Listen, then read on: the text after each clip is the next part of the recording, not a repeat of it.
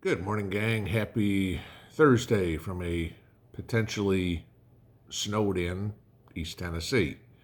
For those of you guys in my area, Knoxville, Cumberland Plateau, Western Virginia, we got a snowstorm coming in, guys, somewhere around noon today. It's supposed to drop about 6 inches of snow on us. We'll see if it happens, but that's what's coming. So just be prepared.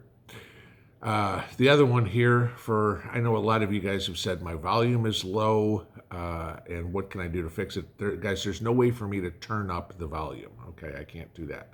But in the interest of you guys not being able to hear me well, I went and got another new microphone. And the hell with the Bluetooth ones, I went back to getting a wired microphone because these seem to work better. So hopefully this solves the problem for you guys and you can hear me a little better.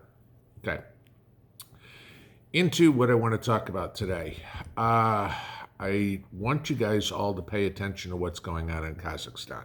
All right. And I know everybody goes, you know what? It's in Asia. It's, tiny, not a tiny country, but, what's going on there is something that you can almost expect to start happening in some of these other countries. Okay. The protests / riots, don't remind me, I know it's January 6th, going on is all about the Kazakhs wanting to put Kazakhstan first, okay? They're upset about natural gas prices, doubling overnight on New Year's Day. They want to put Kazakhstan first. Let's keep our natural gas so we can keep our prices down. The hell with selling it to everybody else. Oh, kind of like Mexico announced that they're going to stop exporting oil because they're going to keep it for themselves. Oh, kind of like Indonesia announced that they're not going to export any coal. They're going to keep it for themselves. This is what's going on around the world, guys. And it's starting in some of these, I don't want to say smaller countries, okay, because none of them are actually small, but this is the thought process of the people, okay? And this is going to spread. Now, if you saw what's going on overnight with Kazakhstan, the entire population is protesting. I mean, the pictures are insane seeing how many people are out there. And I know a lot of you guys have said before, the police won't be on our side and the military won't be on our side, whatever. And there's truth to that, depending on where you are. Look at Australia. Obviously, the police are, playing Gestapo tactics. In the U.S., I think it's going to depend on where you are. I think if you're in a blue state or a blue city, the police are going to be Gestapo. And if you're in a red state or a red city, like where I am right now, the police are going to say, no, we're with the people. Okay. So you can't lump all the cops or all the military into one place. They're still individuals.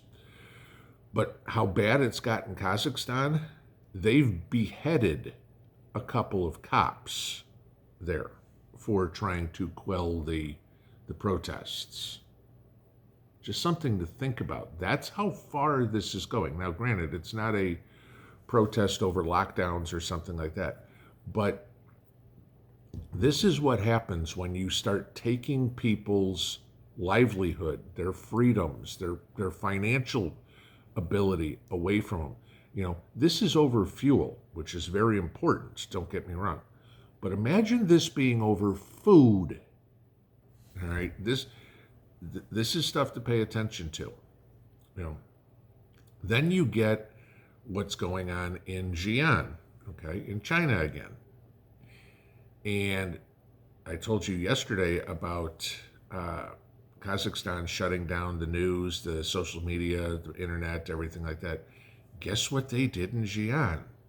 They shut down anything that you could potentially talk negative about the government. Censorship is going to come fast and furious, guys, around the world because the world communism plan is failing.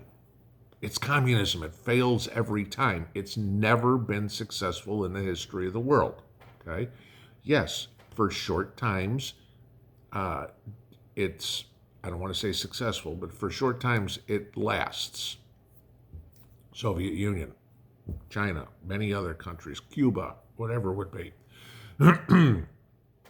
But eventually the people have had enough, okay?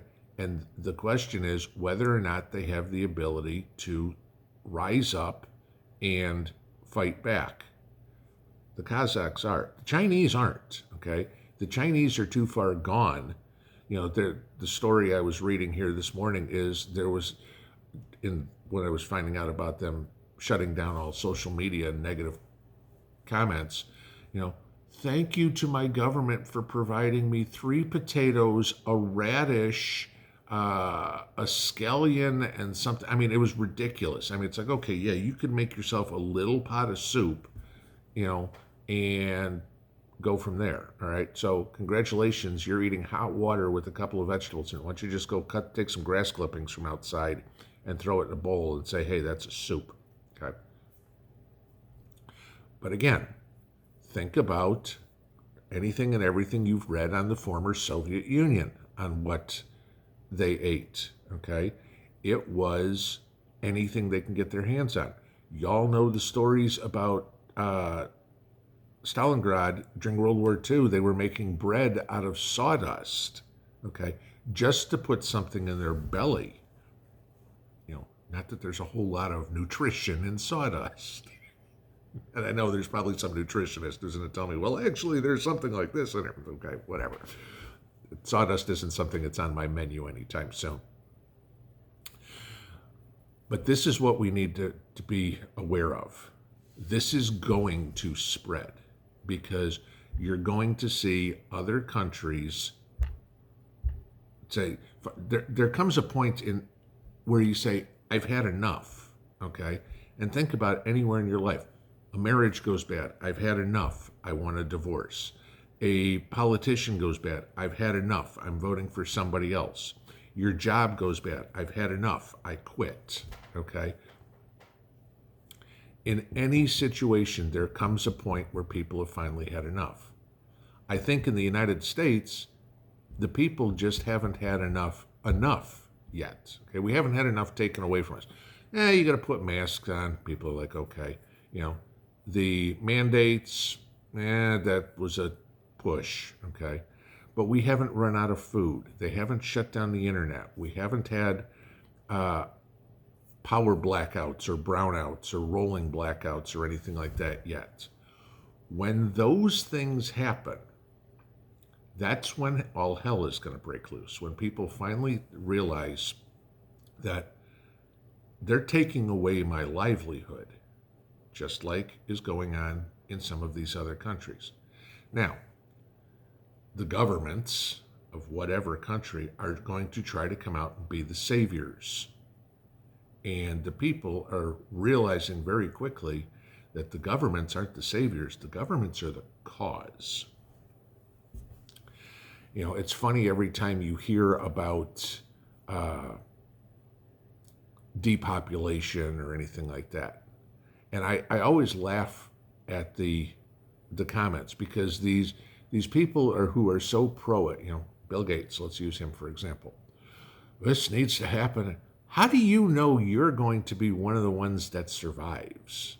I mean, I can pretty much bet that the people who are pro getting rid of 90% of the people are going to be stalked and hunted pretty quick.